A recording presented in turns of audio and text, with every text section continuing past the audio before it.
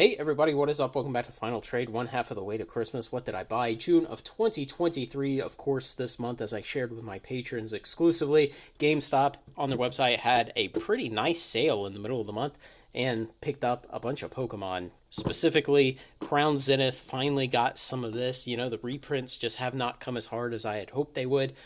I got 9 of these 5-pack tins for $19 each out on the open market today. They're 26 bucks, so I got them 27% below current market. And I got 11 of these little 3-pack blisters with the little pins in them and a promo card. I paid 11 bucks each, and on the market today they are $15 approximately. So again, the same 27% discount off of the current market price.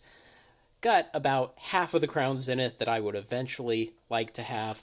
What else this month? Now, of course, we had a bonus buck sale yesterday, Friday, June 30th, and there was an absolute orgy of spending from Final Trade on that.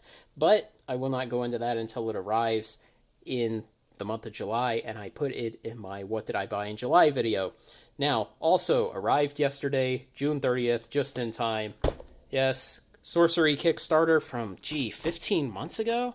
I don't remember how long ago it was that I ordered this. So I picked up whatever the supporter level was for a booster box and the pre-constructed decks. I'm going to open these. I'll probably make a video out of opening them. I do actually just want to play with them for fun, because sometimes you play these games. And then I just added the extra booster box. I don't have any plans to open the booster boxes right now. Just bury them back in the closet. Maybe find them again in the future. I don't have a lot to say about Sorcery right now. It's still fairly speculative. It looks like it might be kind of popular. I think the biggest problem it has that it's fighting uphill against is that it is yet another fantasy themed card game. We can only handle so many fantasy themed games. Guys, if you're developing a TCG, take your good ideas, reskin them in a different genre besides fantasy. For God's sakes, we're so sick of yet another fantasy card game. So I think that's the biggest thing that it might be pushing uphill against right now. We'll just have to wait to see. I don't have any particularly strong feelings for or against it at this point. Now, Commander Masters comes out August 4th. We have a merciful 5 weeks until the next Magic release. 5 weeks, can you believe that? So, 5 weeks until then. Hopefully, if you wanted to pre-order some of that, you did it yesterday during the bonus buck sale. The collector and draft boxes were both within $10 of wholesale price if you were buying at the full 15% discount on TCG Player yesterday. Again, we're going to have to wait to see more of the spoilers, some of the cards in the set, see some information about allocations, things like that. As always, probably not worth FOMOing. The entire overall TCG market and the Magic market in specific is just not at the fever pitch of a bull run that you would need to want to FOMO on pre-orders of a set like this. So don't go crazy right now, even if prices start to run upwards. Now that the stupid 101 ring has been found. The only interesting thing I have to say about it is the price went from $480 to $350 over the course of about the hour after it was found. That's kind of interesting. Now it's come back up about $50. It's going to bounce around for the next couple of weeks, kind of trying to find the water level.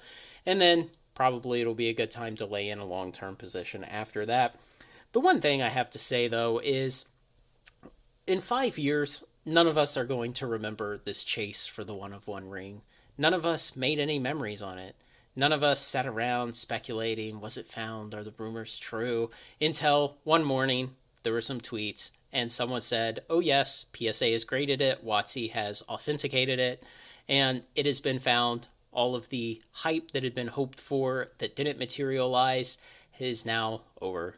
And so you can, as they say, you can shear a sheep many times and you can skin it only once. And when it comes to trying to push one-of-ones and crazy chase cards, WotC has a very delicate line to tread because they need to make sure they are doing things that people will respond well to. And of course, people were always going to respond well to Lord of the Rings. The synergy and the crossover with the IP was probably the best they will ever find.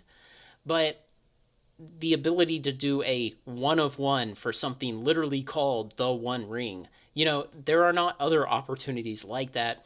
And there were a lot of people who paid 440, 460, 480. I mean, the most expensive single box I saw sold on TCG Player was $520.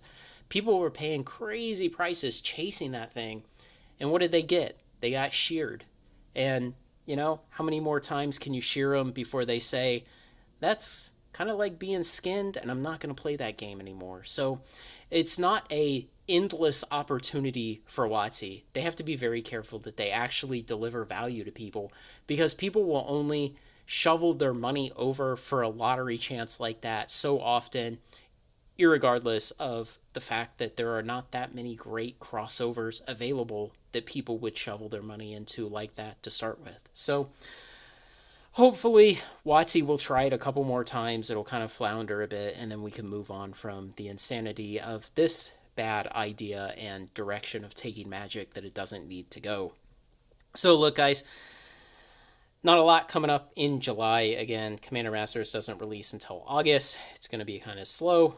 Enjoy it, play some games, have fun. Consider joining the Patreon. It's $4 a month. All my patrons knew what I was buying literally the day I bought it. They knew. They didn't have to wait until it got here, until the end of the month. Leave your comments, what you're seeing out there, any questions you might have. Like, comment, share, and subscribe. Join me on Final Trade. Thanks a lot, everyone.